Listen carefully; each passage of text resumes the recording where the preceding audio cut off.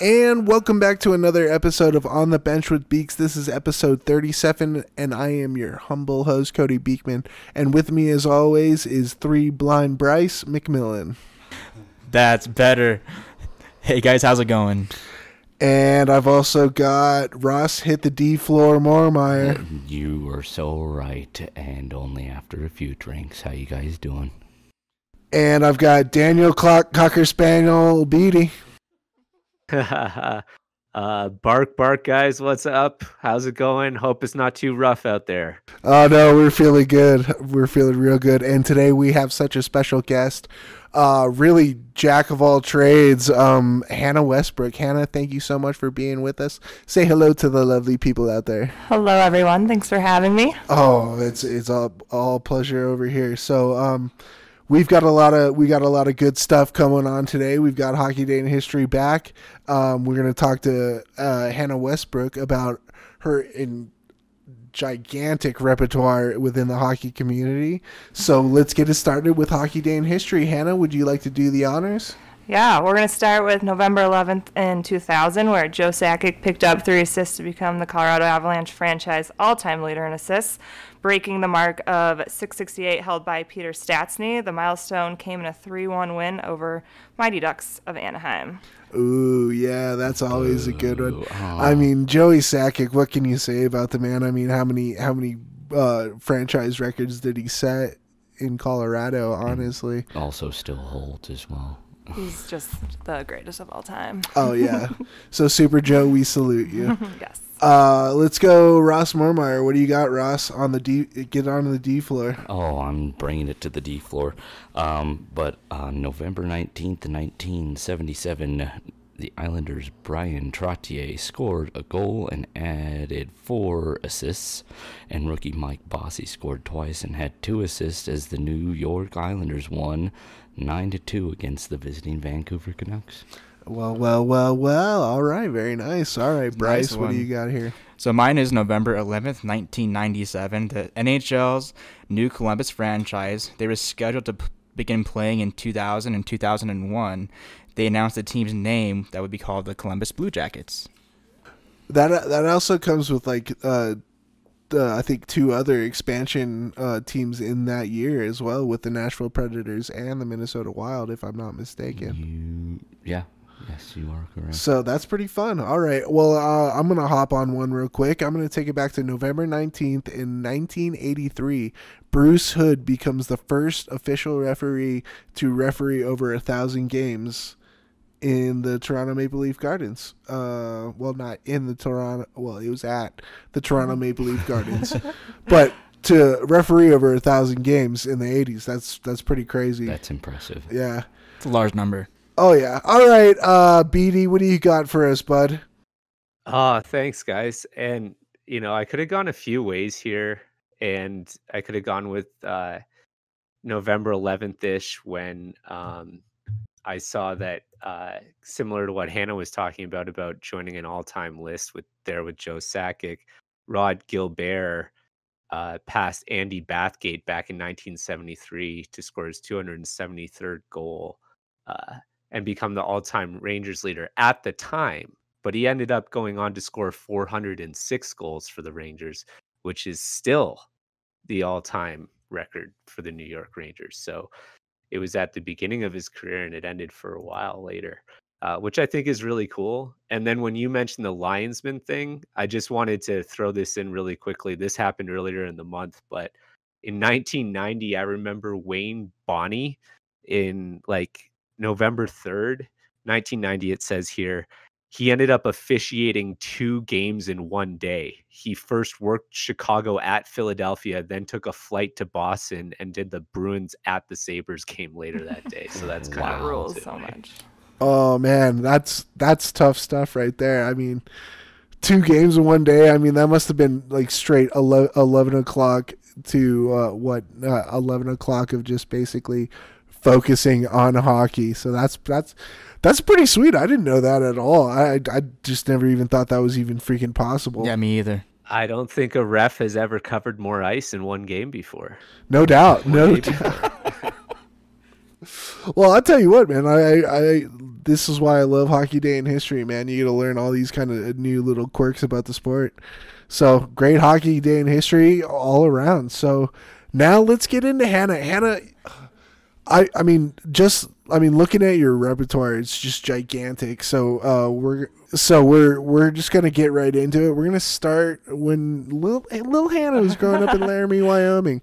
Can you just really break down just how you started playing hockey and just get to your roots about everything? Yeah. So I grew up in Laramie, Wyoming. Not a huge hockey area, but cold enough to have frozen water out there. So I started playing at 4 years old. My brothers both played. We lived 2 blocks down from the outdoor local ice rink, so naturally we're just on the ice all the time.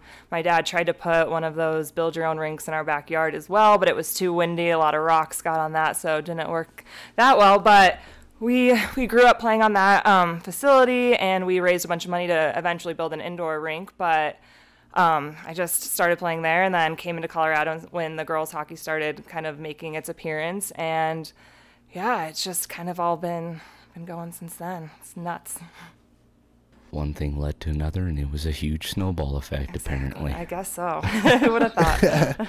Well, yeah, with those outdoor rinks, easy rink, you got to worry about the black ice, but when rocks start coming and getting into the picture, it's a little sketchier, eh? Yep, yeah. Made for a good time, but yeah.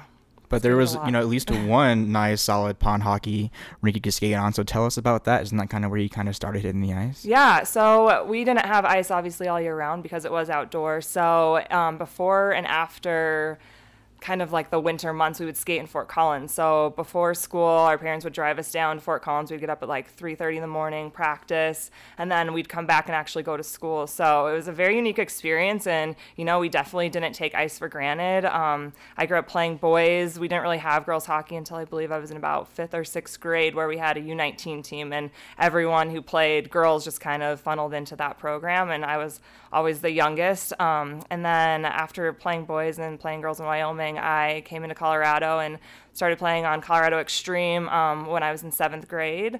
And it was more of a AAA program where we got to travel a lot, and I got to actually see what was outside of little Laramie, Wyoming, and what girls hockey was really about.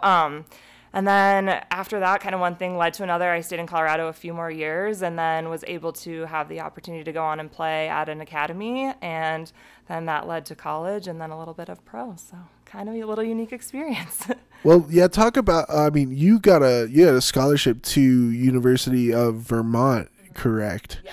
And tell us about college hockey. I mean, I think we're all pretty lucky here to be graced with Colorado College and the Denver University of Denver Pioneers.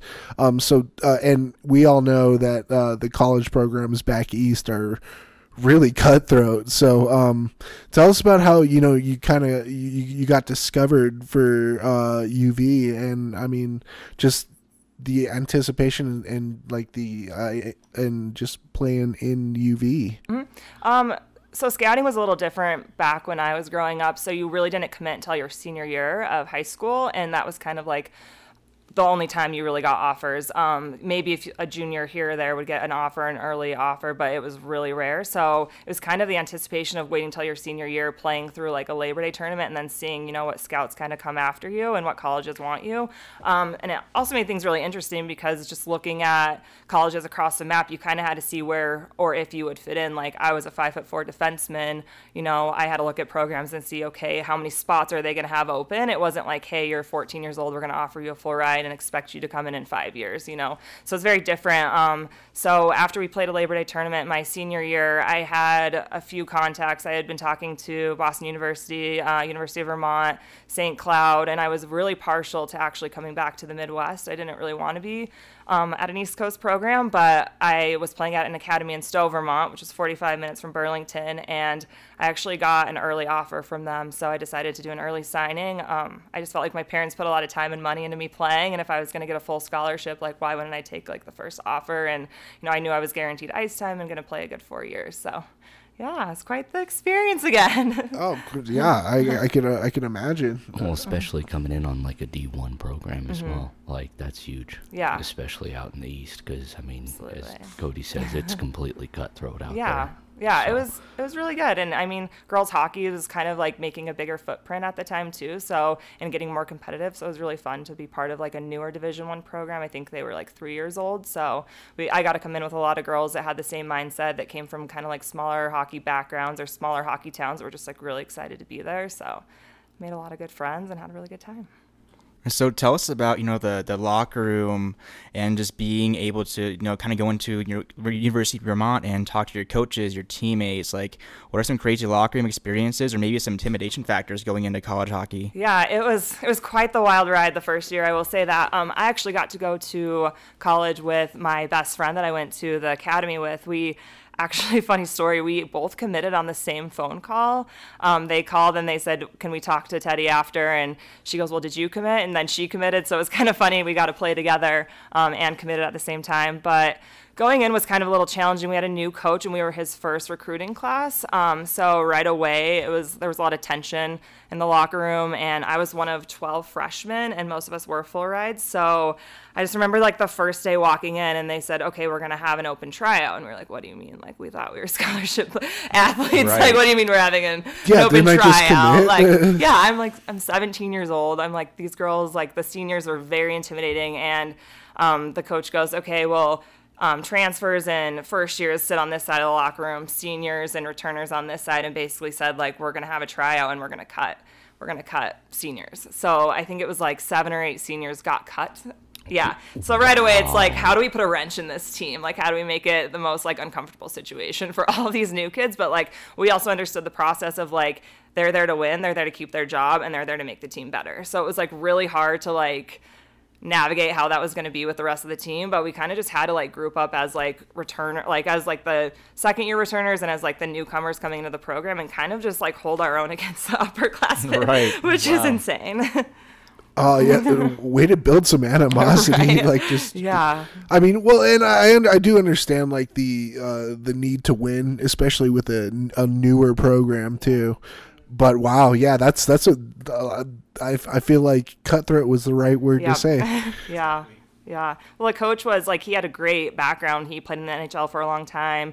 He coached in NHL programs. He actually was at the time with the Canadian Women's National Program. Our assistant coach was with the U.S. Women's National Program. So they knew what they wanted and they knew how to make and produce like a winning team. I just don't think like the approach was as great as we could have wished for, but Execution you know what? leaves, it leaves something to be okay. desired a little. Absolutely.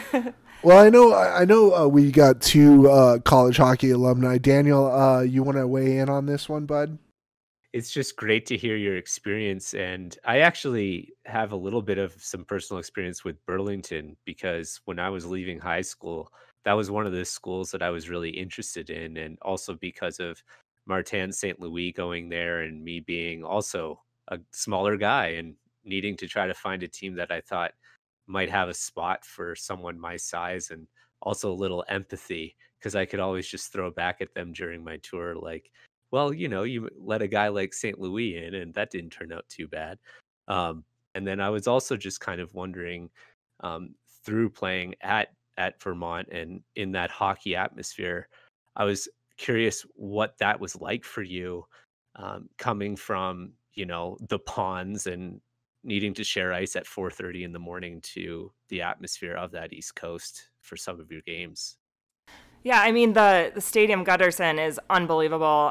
It's like an old barn. It's all wood. They're actually like, they never want to break, like, they never want it to like go anywhere really. So they're just gonna like, when they expand, they're gonna expand onto that facility, which I think is amazing because the history of that place, like Marty St. Louis, like Tim Thomas, there's a lot of like good athletes that came out of that facility, and it has so much character. And it's just like the support of the city too. Like everyone goes to the games. Like we might have not like won a ton of games my 4 years, but like the support of the community was amazing, and just like the students, and then like going to men's games too, and like having that experience was awesome. Just being in a building with, they were in the Frozen Four one year, and they were winning national championships. It was just such a fun 4 years with like the hockey experience, and just like having the support of the community and like everyone just around. Really, it was a great time.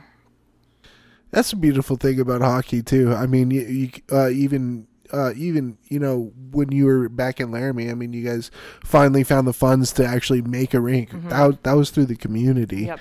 And then you moved to like a bigger hockey market, but there's still that still feeling of community, which is incredible. And you kind of only really see that in like hockey communities, really. Yeah. Absolutely. Where it just doesn't skip a beat, as you're saying, buddy. Yeah, just like, well, you like hockey, I like hockey too. Like, this is our team, and we're gonna stand behind you guys, you know. And I mean, obviously, out in Laramie, you wouldn't earlier, you know, like all these kids need a place to skate. Well, let's build a damn rink, Right. You know, absolutely. Yeah, and it's just fun, like going into some of those restaurants along like Church Street in Burlington, or like the local bagel shop, and you see our like hockey poster up, you know, and it's like it was signed, so that means like they came to the game, they stayed after, like they appreciated it. So that was a really cool factor too, like not like celebrity status, but at least you feel like you're appreciated and like they support you and have your back in that town. So that was really fun. Oh yeah, absolutely. What do you? Well, Bryce, you're our other college alumni, college hockey player alumni here. What do you got, man? I know you got some. Yeah, I mean, swirling around in that big old brain of yours. I just remember thinking about college hockey, and just being really intimidated the first, few days of practice, and just showing up to the ice rink and hearing all these big names from these CC players, and just going out and just being able to play like people like DU. Like that was really scary. Especially at a D2 level, saying it was D2 level.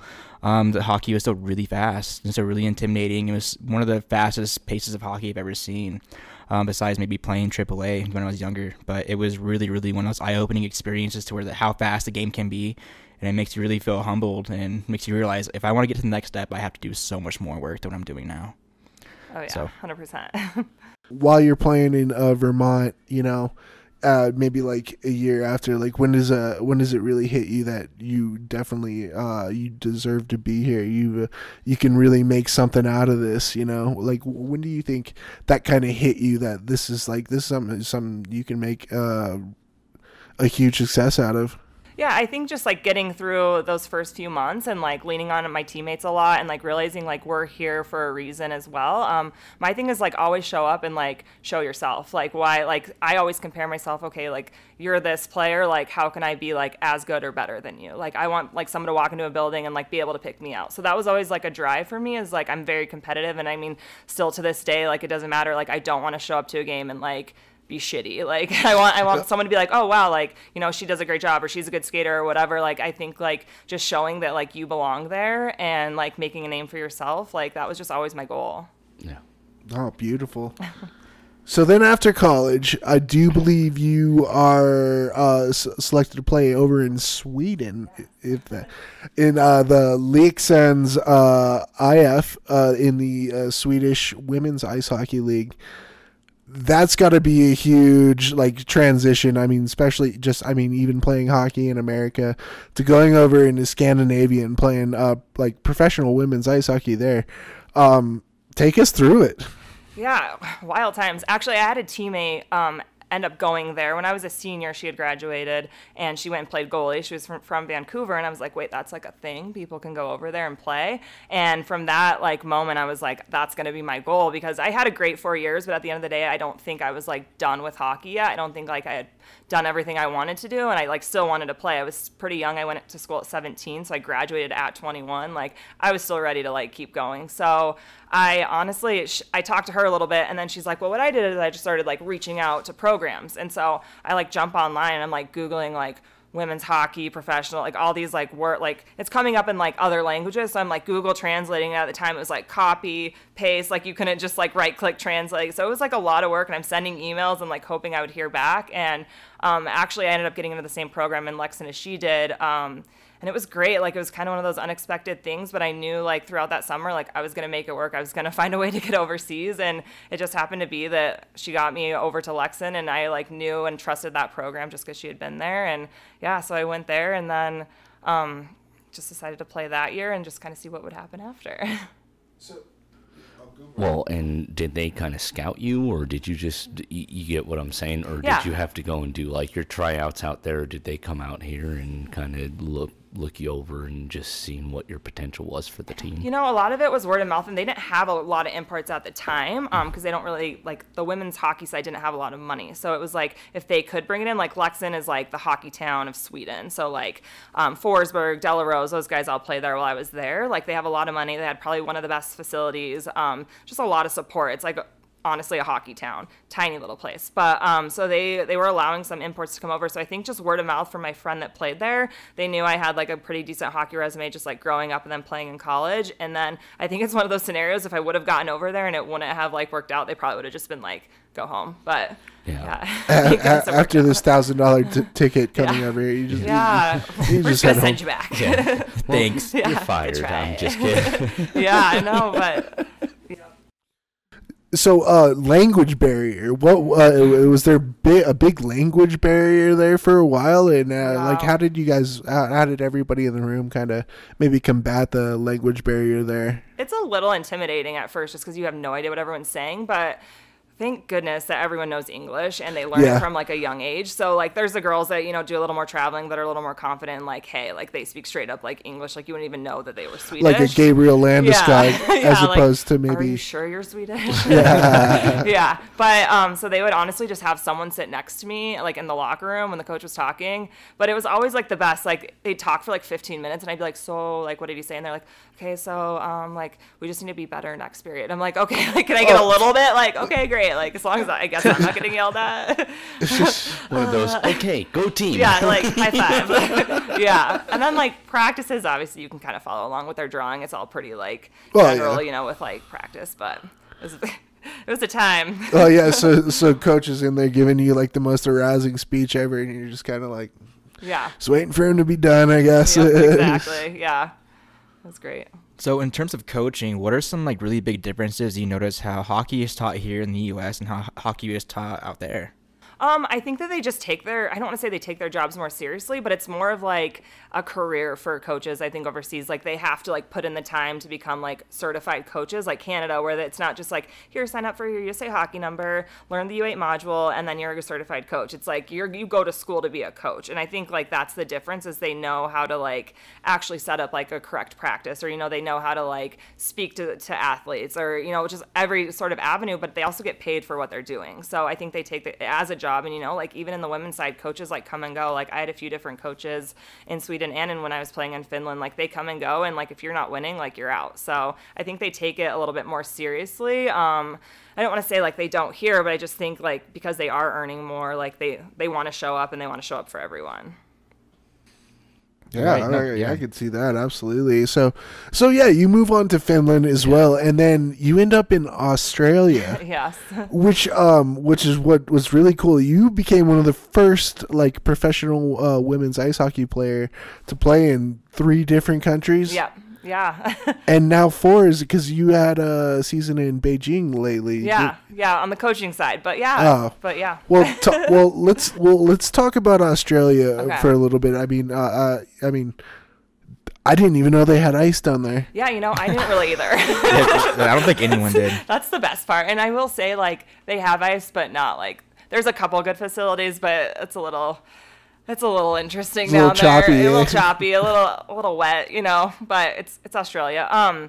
It was honestly one of like, after I got done playing in Finland, I was like, I don't know what I want to do. Like, do I want to go play another year somewhere? And I was honestly wanting to go to Switzerland. So I was like, that'd be dope. Like, go there, like have a sweet year in Switzerland. And I just started like emailing coaches, because then this Women's Hockey Life came out, and you could actually go and navigate. It's kind of how I got to Finland too, but you could kind of navigate where they have women's programs, if they take imports, like how you can get over there. And it was kind of having an agent, but like it was free at the time, so they kind of like marketed it for you a little bit. But I sent an email to the director down in Australia, and I like remember doing it, and I looked at my dad and I go, Dad, they have hockey in Australia. And he goes, no way. And I'm like, I'm gonna send him an email. And he goes, are you kidding me? Like, there's no way you're going there. I'm like, yep. And I like honestly heard back in like a week. It was insane. And she called me and she goes, you have a great travel resume, like you played hockey, like perfect, like if you want to come down, like we'll take you. I'm like, wait, what? And so it happened really fast. But wow, was that an experience? Can you explain the hockey scene like down in Australia? Yeah. It's I don't know why, I'm an open-minded chap, but I just I can't wrap my head around, Yeah. Australian hockey. Yeah, but what is the fan base like? Just tell us about. I'm just loving the hockey in idea. general, yeah. I know. I'm loving the idea, You though. know, it's just not a very common sport. So, like, Yeah. the fan base, like, what you have is, like, obviously, like, friends and family, and then people that, like, learn it's a thing there. Then you got a lot of, like, Canadians down there from, like, oil and gas. So, like, they have more, like, pickup skates, and you meet a lot of people. But basically, there's 4 teams on the girls' side, and they're in all the different cities, so you have to fly to all the games. So that was kind of fun, but it's not like every weekend because there's only like 4 teams. So it was more of like a good, like, hey, I'm going to end on a good note. I'm going to go play hockey in Australia. It was like still competitive. I think we ended up playing like 30 games, still had a playoff, still like the whole shebang. But it was fun because it was in our winter, but their summer. So like I went straight into summer and then like had another summer, which was awesome, where the men's side is like the other way around. Oh, you snowbird. Yeah. So yeah, I had a great experience. It was so much fun. I absolutely loved it. And I think Daniel actually played down in Australia as well. Daniel, can you maybe kind of like compare and contrast your experience with Hannah's? I went to Australia for completely non-hockey related reasons just after finishing college hockey, just to take a year off. And then I was like, wait a minute, what? There's hockey here? There's no way. Like, you guys like go surfing every morning. Your water likes to be not frozen. And when you walk around there, and I wonder if this happened to you too, and you were like, hey, oh no, I play hockey here. But then after like maybe 2 weeks, you started saying, oh, I play ice hockey here, because they just they think hockey is field hockey. That's what they think when you just say hockey. So it was kind of like, wait a minute, you are from Canada? Oh, please, like, come on over. So it was great. After my first year, when I went back and saw my family, I told them about the whole scene, and I went back with my gear after that. And I soon discovered that the locker rooms were basically as many expat Canadian and Americans that were allowed on the teams. It was a locker room full of people that were so just really like yourself, really into just not being done with hockey, and also just loving the game so much.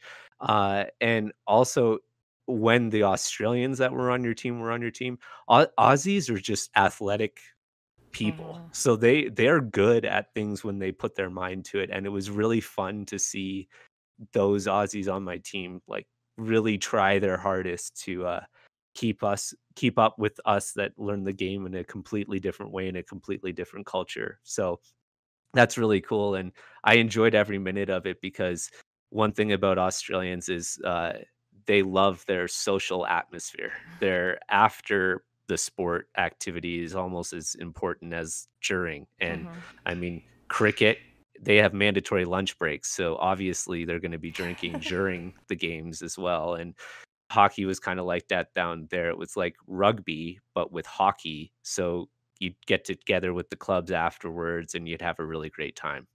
Oh yeah. That's beautiful. I mean, obviously, just as Daniel said, Aussies are athletic people, and you can see that obviously, definitely in the Summer Olympics and breaking into the Winter Olympics. But I mean, hockey travels pretty well, especially lately. And I mean, you got that team in I believe it was in Zimbabwe that Nathan McKinnon and Sidney Crosby brought over and played with. Just like 2 years ago, if I'm not mistaken. I remember hearing something about and then that. And Jamaica having an IIHF team, and they're doing pretty good. And I mean, even Greece, it's so I'm so happy to see hockey traveling like more and more. And this was even like maybe 5 or 6 years ago, right? So that I love it. I love to see that, and I love to see how other people pick up the passion as well. Yep, it's great. Well, and another thing that I like with what the NHL is doing, that they've continued doing, well, not just going back to Finland and all that, but you're going to Japan, you're going to China. Like, you're opening so many new avenues, and people are loving it too. They just love how fast-paced and just thought out the sport is. Yeah, it's great. It's great to like go overseas and make an impact and like have that presence. And I mean, being in China this last year with the NHL, it's just great to see that like that matters. And like with the Winter Olympics coming up and just trying to make hockey like a bigger thing has just been great. Like it's great. I love that they're doing that. That's got to put a big old puff in your chest. Oh yeah. Sure. So speaking of which, Yes. you were hired on to become the assistant general manager and head of player development for the Beijing Junior Kings of LA. Yes. Wow. Like, I mean, how, when, and why? Yeah. So the last 4 years before China, I was back in Vermont actually running North American Hockey Academy. Yeah, As one of the directors yeah. there. So full circle, gave back, did that for a while. And I kind of just was like burnt out. It was like one too many parents, just kind of like sour milk. Like I just didn't know if I wanted to do hockey anymore. And then the past few summers, LA actually has brought me in to run their girls camp. So I would go and do their girls camp as like the lead instructor for a week and got to know them pretty well. And then Derek Armstrong through Colorado actually set me up with that because I've known him from the Cutthroats when he was here. So they honestly, I was kind of in conversation and they contacted me and said, like, you're not going to be going back to the academy. Like, would you be interested in maybe going over to China?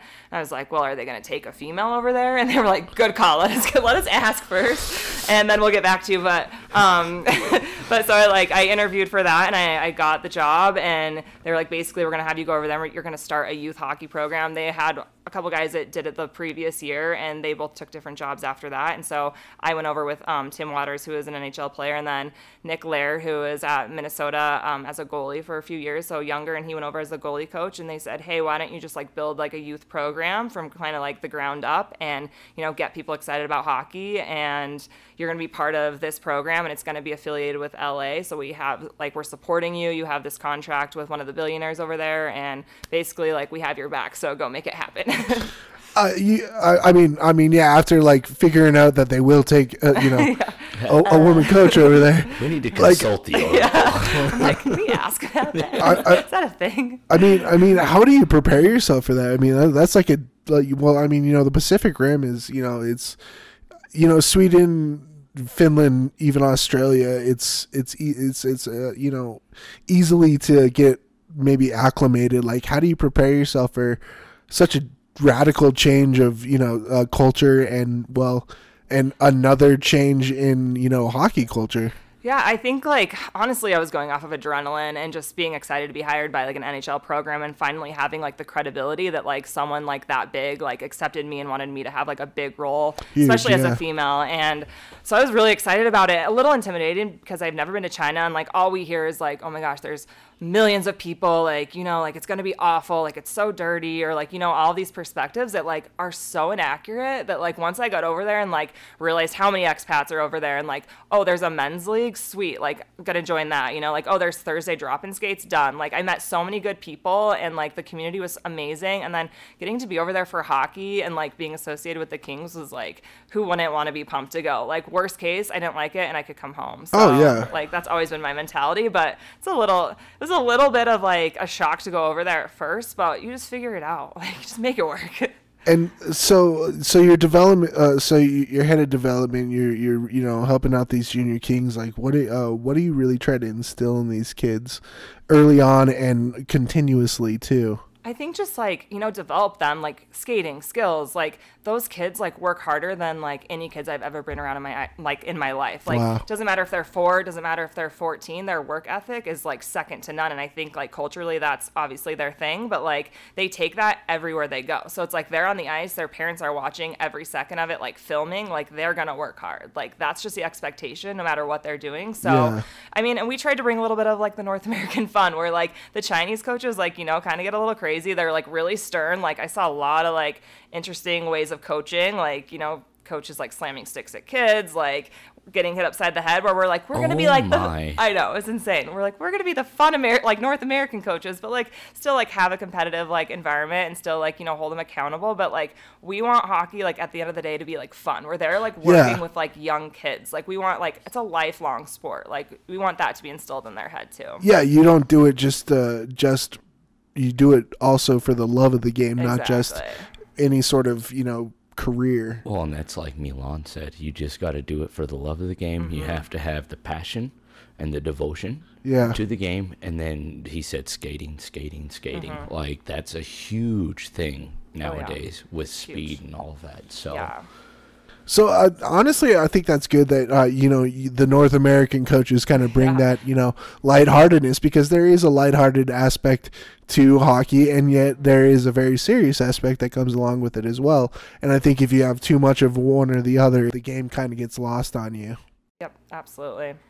I just want to take a little bit of a step back here, just a tiny bit. Yeah. I was just curious on, in terms of, playing out in Sweden and your professional life, what was the pay structure like for you? How was that in terms of being just a woman nowadays and how that's going nowadays? Yeah, so it changed like a little bit. In Sweden, it was pretty straightforward. It was all like living expenses, like flights back and forth, like sponsored by a restaurant, which is like pretty common on the men's and women's side. And then like obviously like the men's side, like they just produce more, so they make more money and it is what it is. But I was paid like the most I was paid in Finland, but it was very like under the table because they didn't want it to be like known that the imports were making a lot of money.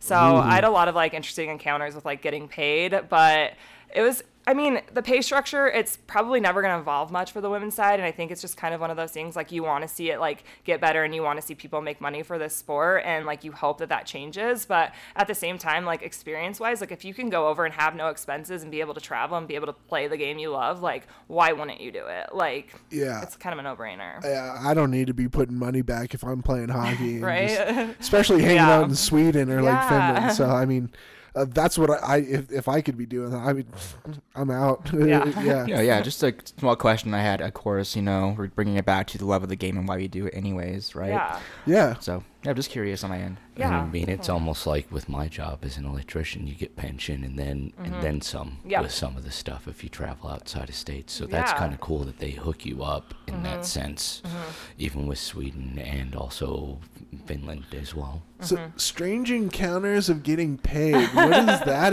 Well, it's just always like super under the table. And like as I've talked to like some guys that have gone over there as well, like they're like, oh, we had similar experiences because they like pay you in cash, obviously. And so like one time the GM comes down after a game and I think my dad was there at the time too. And like, he like pulls me out of the locker room and I'm like, oh great. Like, what's this about? Like, it was the first time I gotten paid. So I like have all my equipment on and he like pulls me into this like storage closet and I'm like, okay, like, hey, he's like, hey, really great game today, and like holds his hand out and I was like, oh, thanks. Oh, you have a lot of cash in your hand. And so I was like put it like in my jersey and then like down into my breezers and like walked back into the locker room, and then I literally just like sat there because I'm like, well, I can't get undressed and like pull money out like in front of people. So I just like kind of just like hung out for a while and like waited for everyone to like leave. They're like, are you coming? Like my dad's out there and they're probably like, what is she doing? Like, yeah, so that was always a fun time. Did I just do a joke? Did I just get paid for playing hockey? I can't remember. I can't decide. It was a back alley drug deal in a coat closet or the janitor's closet. Oh my goodness. And the GM was already like super weird anyway. So how can we make this so uncomfortable for you? Right? Yeah, meet like some back alley at like 12 at midnight. Have to do secret knocks and go through 3 different back. I'd almost prefer that than like standing in my gear after the game, like awkward. Like what do I do with my hands? Yeah, right. So weird. Like I'm floating on a spaceship. Oh gosh. I was just curious too as well. You had a story I heard about your transportation in Sweden. It was a bike of some sort. Yes. So in Sweden, in Finland, I lived like close enough to the rink to walk. In Sweden, it was close enough when the weather was okay, but it got a little dodgy. So they gave me a bike. And I lived in like these cabins, and they were like outside of town. A great hospitality, great breakfast. But they were like, okay, you're just going to like bike to the rink. Okay, perfect. Yeah, okay, when it snows in Sweden, it snows and it doesn't go away. It's not like Colorado. It's like, okay, once we get snow, like, good luck. So, like, every day I would have to, like, ride in the snow. And one day we came back from a road trip, and it was, like, just dumping snow, like, and all of our bikes were locked up because obviously it's pretty common for everyone to have a bike there, and like everyone just does it. And my bike had been stolen, and it was like we had all like took our gear in, like everyone had kind of left, and I like couldn't find my bike, and it was dark out. So I had to hoof it like however far it was. I want to say it was like maybe like a 3-mile walk, and it was fine, like it worked out, but like that'll humble you real quick. Yeah. Good times. Even in Yeah. Sweden. Yeah. I'm like, People come on. people stealing bikes. Yeah. I think I like cried on the way home. I was like, is this happening? Was this a motorized bike or something you No, pedaled on? you pedaled. Okay. Yeah. You're pedaling or you hoof it. In the snow. In the snow. Yeah. What the fuck, motorized? Yeah. No way. Like- you pedal this. Right? I know. Just a new skill of mine. Oh man. Going back, I mean, you're coaching actually. You're coaching the team in Beijing, right? Yes. Yep.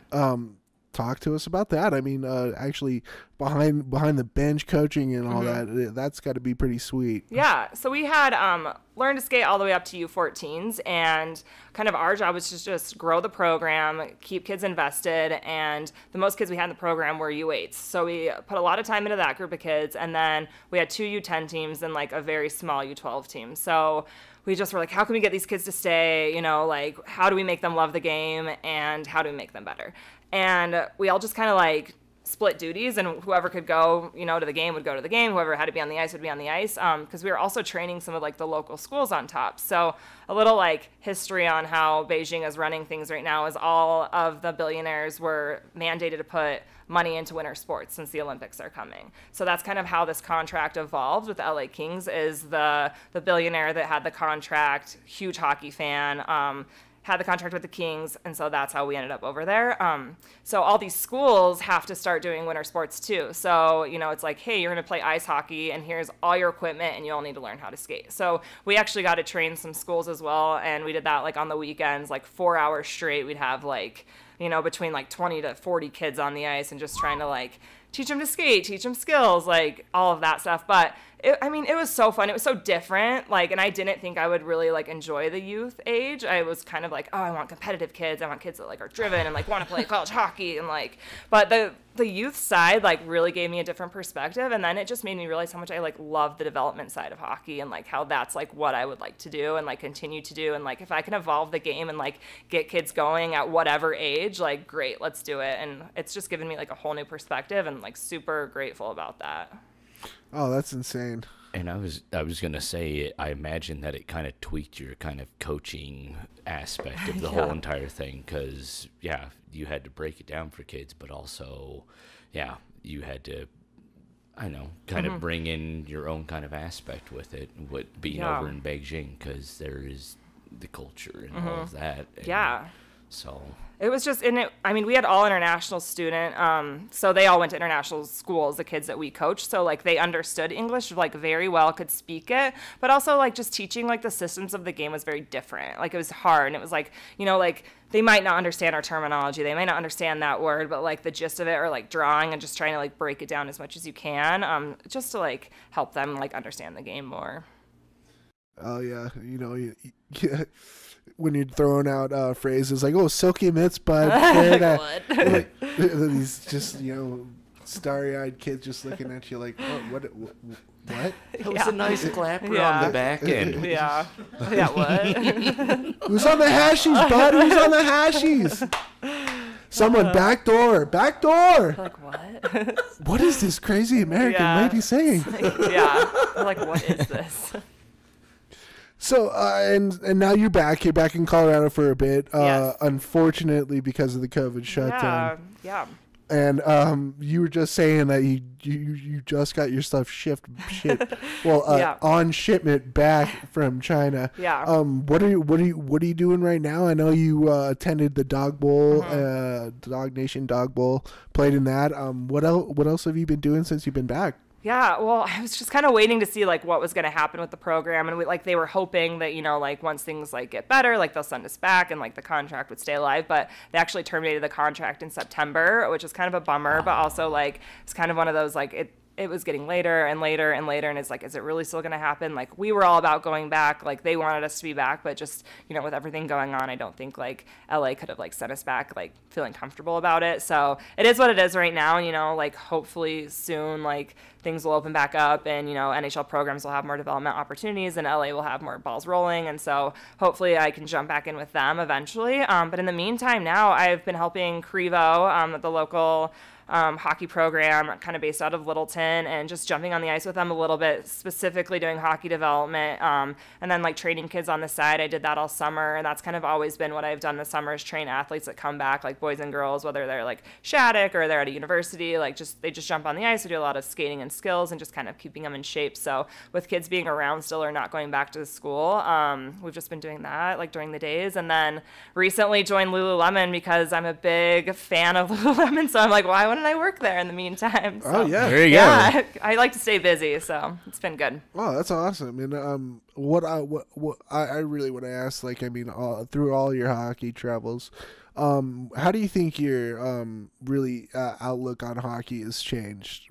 Like, let's talk about, first time you stepped on, like, like as a team playing hockey all the way to today. What do you think you yourself now would tell yourself back then about hockey, and how, what it's done for your life? Yeah, I mean, it's taken me places I never would have imagined, and it is truly a lifelong sport. And I think when people used to say that, like, well, everyone ends up in, like, beer league, like, yeah, I could have been more accurate about that. But also just, like, giving back to the game, and, like, I've always heard people say that, like, you'll want to give back, like, you'll want to coach, and I was always like, no, like, when I'm done playing, like, I'm doing something else, like, I'll take a 9-to-5 job. But now, like, once I've, like, learned it and, like, really learned how to coach it, and, like, become a power skating coach and become a skills coach, and, like, understand, like, the process of development, and like help mentoring like kids to get to the next level, like it's been very life-changing. And like I've just realized how much more knowledgeable I've become on the game, and like being able to like tell kids like, hey, this is what you probably should do to get where you want to get, or hey, like maybe take this path. So just being able to have that information like locked, and it being like second nature for me to just like give feedback has been like really like life-changing, and hopefully like life-changing for a lot of people that I've worked with. Yeah. Oh, wow. Not to get deep. No. Get as deep as you want. Let's dig it. Let's dig it in. Yeah. So the past, I'd say maybe like 15, 20 years. I mean, women's hockey has grown even more popular and more popular. Do you think you've helped that? Do you think you would want to help more? 'Cause especially with the U.S. women's decision to sit out until their labor is more manageable, their wages are more manageable. Have you ever thought about getting into that kind of like context of hockey, or I don't know, what's your outlook? Because I mean, you've been so like apparent in the women's hockey community. I'd just like to gauge your kind of outlook on that. Yeah, I think I just go back and forth. Like some days I'm like, hockey, like that's what I want to do, like that's what I know. And then there's other days where I'm like, if I don't have to talk about hockey, that's fantastic. So I think it's just like navigating what I really want to do. But I think like being with LA gave me like a whole new perspective of like what else you can do with hockey development, and being like backed by like a really good structured program that like feels like you're beneficial, and like they think like that you can do big things. Like that's given me like a whole new perspective of like, you know what, like more of these NHL programs need to have hockey development. They need to have these programs. Like we need to have more of that in Colorado. Like why wouldn't we? And then, just being that resource for girls that come through the game and they say, well, like you did this, like there's more opportunity than just like me playing here, me maybe going to college and then playing men's league. Like, no, there's ways you can coach. There's ways you can go overseas. There's like so many opportunities for athletes in general, but especially girls in hockey. And I don't think that that's like educated enough. So if I can just be like a mentor at the end of the day, and if that's all I am, great. If I can help develop kids, even better. Yeah, I kind of feel like that's really the biggest part of the problem. Is I think a lot of people would also agree is that maybe these gals just don't know that the opportunity's out there, and I think it would change a lot if there was a lot more transparency in that sense. Yeah. Well, and especially with everybody hearing your story now, because you're just like, screw it. I'm just going to put that, out to this team, that team, and then just see what happens. Yep. What comes to fruition, and then you just roll with it. So, I mean, that gives you such a diverse background, which that's just amazing, because on many, many, many levels, like with the Kings, and even in Europe, and now even China, and also Australia. So thank you. Yeah, it's been great. It's been a wild ride. Oh yeah, for real. Well, it hasn't stopped yet. I mean, You got to be on this podcast. Ooh. No, it's great. Like, but you know what? I've been talking to like friends and family lately, and they're like, "It's Hannah, true though. I Like, get your wanted to- story out. Like, just I like wanted- let people know that there are opportunities. Or like, you know, you've done a lot of cool things, and like, I try to like be humble about it, but also like in my head, I'm like, I don't think it's that cool. Like for me, it's cool, but like, is it really that cool for other people to hear it? So, I'm trying to like be better about sharing things and like, you know, like being there for like kids and whoever wants to talk hockey. It doesn't matter, but I love it and enjoy it. Oh, yeah. I think Danny's got a question. Yeah, next. Daniel, go for it, man. I am wanting to talk about that time and experience you had in China a little bit and what you guys are all talking about right now with growing the game, because I understand that you're there representing the LA Kings and you're doing a lot through the funding from that organization. But you're also in China during a time when the NHL overall is trying to make some big initiatives and pushes for hockey in that country related to the Olympics a little bit. And they're having some preseason games there. I know the Vancouver Canucks were involved with one. And I know Alexander Ovechkin was an ambassador over there in 2019. So did you get involved with any of the initiatives at a league level? Did you act as somewhat of an ambassador for them to make connections with what they were trying to do as an initiative? I'm curious what happened there. Yeah, I didn't right away. So the LA Kings, we went over and did a camp actually before I started working there. We went in August, and then when I actually came back for a few weeks and then went back and then started my contract. But that was part of like the initiative too, is like get the LA Kings over there, like some of the staff, do a camp. So that was a blast. But I also did start getting into contact with more of the NHL representatives, and like they came over and did like a ball hockey initiative with a bunch of schools of like growing the game from like literally the grassroots up, and they did a big ball hockey tournament that I ended up helping out with and meeting some of the representatives with NHL, and you know, just like sharing contact information, saying like, hey, and we come back, like, you know, you'll be the Kings representative coming in. Like Alexander Ovechkin was there before I got there, so some of our staff got to go and be on the ice with him and do all of that. So they are sending some players over there. They're doing some preseason games, and I mean, I would imagine that will continue. I've also heard rumors that maybe a couple other NHL programs will go over, but I think it's just all pending now because of like COVID and hoping the Olympics follow through. But they are really pushing to grow the game, and they have a whole NHL office there in Beijing, and they're really trying to like get it going and like get the sport known. So Yeah, I've noticed that because I always look at parallels between the NHL and the NBA because Gary Bettman was also the commissioner for the NBA before he was for the NHL, and both seasons play, you know, under normal circumstances around the same time of the year, the seasons, and also same amount of games. There's a lot more parallels, so it's easy to draw then the comparison of someone like a Yao Ming's impact on the NBA and wonder if the NHL is hoping for an Austin Matthews situation out of a Chinese player to bring in that market that they're growing from a grassroots up. yeah, I think they're trying to get more exposure, that's for sure. And I mean, there are some kids that come through that are like very good players. Like there's a kid on ASU that actually I think is like from Beijing or like originally from Beijing, but they actually went back and did a tournament. ASU got to do a tournament also like right before I got there at our rink, and that was pretty sweet too. And they played against some of like the Russian elite teams, and I believe the local KHL team that was there as well. They played. So I think they're trying. I think they would love to get players like out of anywhere, right? But I think especially China, like if you have a great player coming out of China, like that's awesome and great exposure. But I think they're really trying to like push over there and just kind of like seeing what happens. And you're a part of that. Yeah. You're definitely a part Who of would have that. thought? Hey.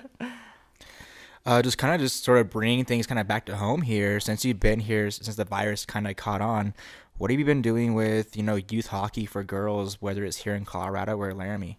I've just stayed mostly like here in Colorado and just like training. I train a lot of girls all summer anyway, so I've just tried to stay on the ice with them. Also just be like a mentor too for families that are like, should we go back to prep school? Like, does it make sense for me to send my kid back to Boston to sit there in their dorm room, or are they going to have a season? And just trying to help like navigate that for people. Just being a resource really. Like, I know like a lot of people are trying to like start more like agencies here locally to be like resource and mentors, but my thing was I always had someone like help me out and like share what I should do. So I'm just trying to give back that way, and like always just like accept phone calls, accept conversations, because you never know like what you're going to do for someone. So I've just tried to like really be a resource, but also like if I can jump on the ice with the girls or, like help out, especially with Creva, like he has a lot of girls in his program, which has been awesome. And just like seeing like 11-year-old like stud peewee team on the ice has just been like refreshing and awesome. And like just seeing how great these like little girls can skate and how competitive they are, it's like full circle. What about like Colorado Select? Yeah, so I've worked with them a little bit this summer. They do a great job. I just like schedule wise, and I didn't really want to like join one association because I do work with so many like kids across the state. So that's why like with Creva, like the development side, and I'm able to work with like the boys and the girls and just kind of like come in and like share what I have and share my skills and share the skating and not have to be like a full-time coach anywhere. So I just kind of help out wherever I can. That's awesome. Sounds like you really are like kind of an ambassador for youth hockey around here. It's awesome. It's amazing. Thank you. Ambassador / firefighter wherever they need to. Yeah, you're like you're this the Swiss Army ambassador.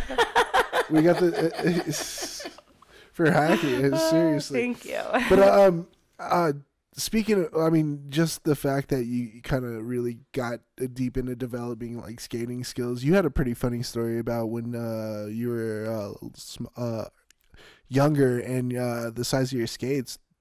Oh yeah, I mean when we were growing up, like we always had, it was like, okay, wear hand-me-downs, or like this is what we think like should fit you, like, oh, like this should work. And my dad actually ended up selling hockey equipment because it was cheaper for him to become like a dealer and like give my brothers and I gear than it was for us to like just go buy gear. And like no one in Laramie like had equipment. So like my dad bought a skate sharpening machine. My dad like became an Easton dealer and then like a CCM dealer. But like I would feel like I was never properly fitted. And then when I got to college, I went 2 sizes down in skates. Like it was just fantastic. Yeah, I'm like, great. So I was skating in like the wrong skates my whole life. But that must have like been like opening your eyes like, for the first time. Yeah, it's just but like one of those things like you don't know. Your parents are like, do they fit? And you're like, I think they fit. Like they're great. Like yeah, they fit good.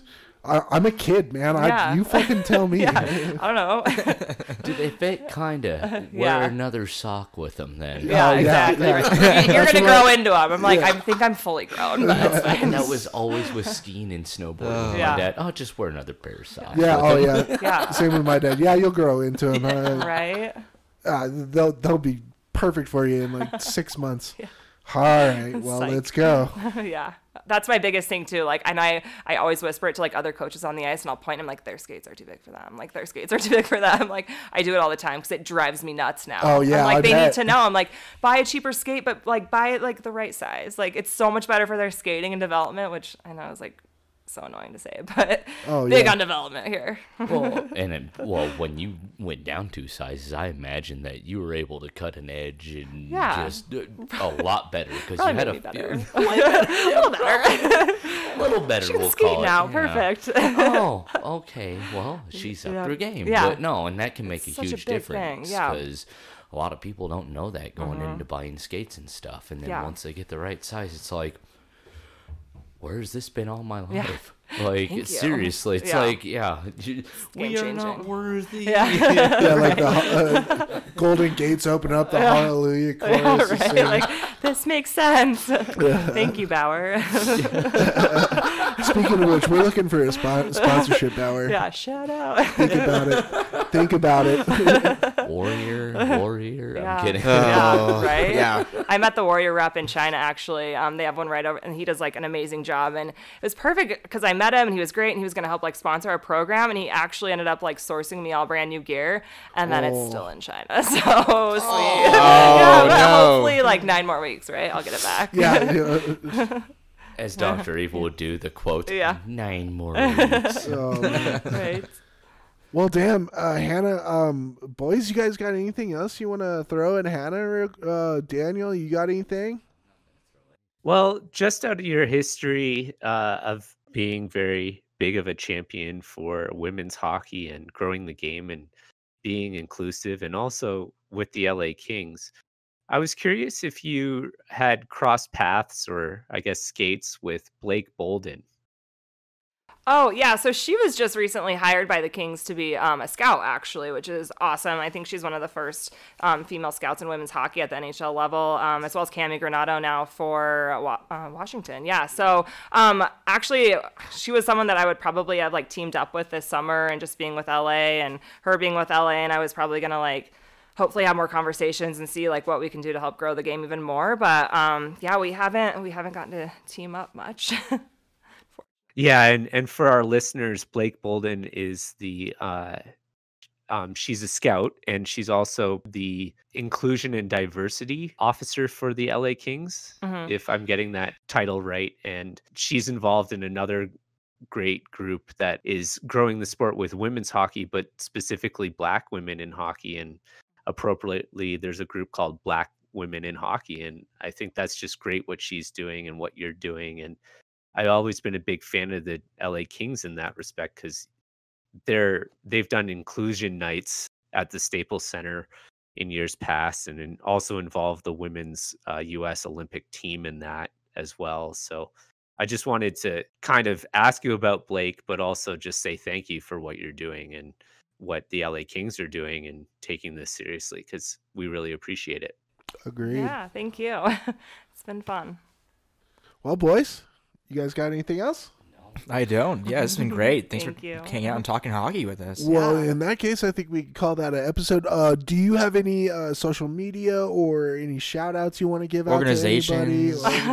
Organizations you want to plug? I mean, no, I don't really have anything specific, but just thank you for having me and let me share my story. And like, hopefully like a lot of people can hear it. And, you know, if anyone ever needs to reach out, please reach out to me directly. And I'm happy to help any way I can. But I just appreciate you guys having me here. Absolutely. Thank you for Thank you. coming on. Daniel, you got any shout outs, bud?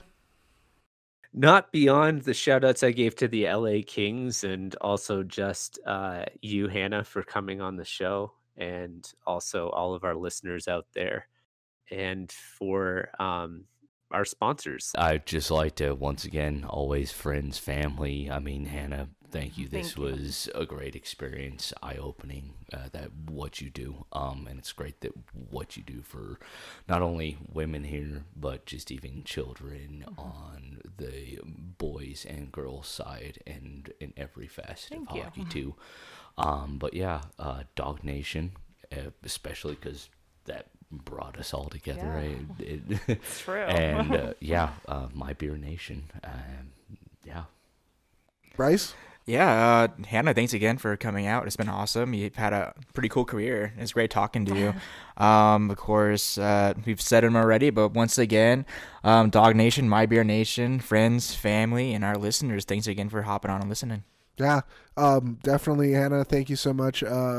We've been trying real hard to get you on for a while. Yeah. I'm so stoked we finally got to do it. And I also want to say thank you to the listeners, and big thank you to Marcus Phillipson. He's been doing some collaboration work with us lately. He is the host and producer of his own podcast, Sports Management Podcast. Oh, I seen that. And he's doing some great stuff over there, and he's been working really hard with to help us out lately. So that's a huge thank you to him.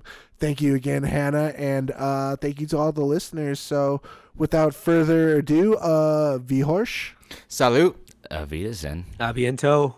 Thank you for having me. All right. See you guys.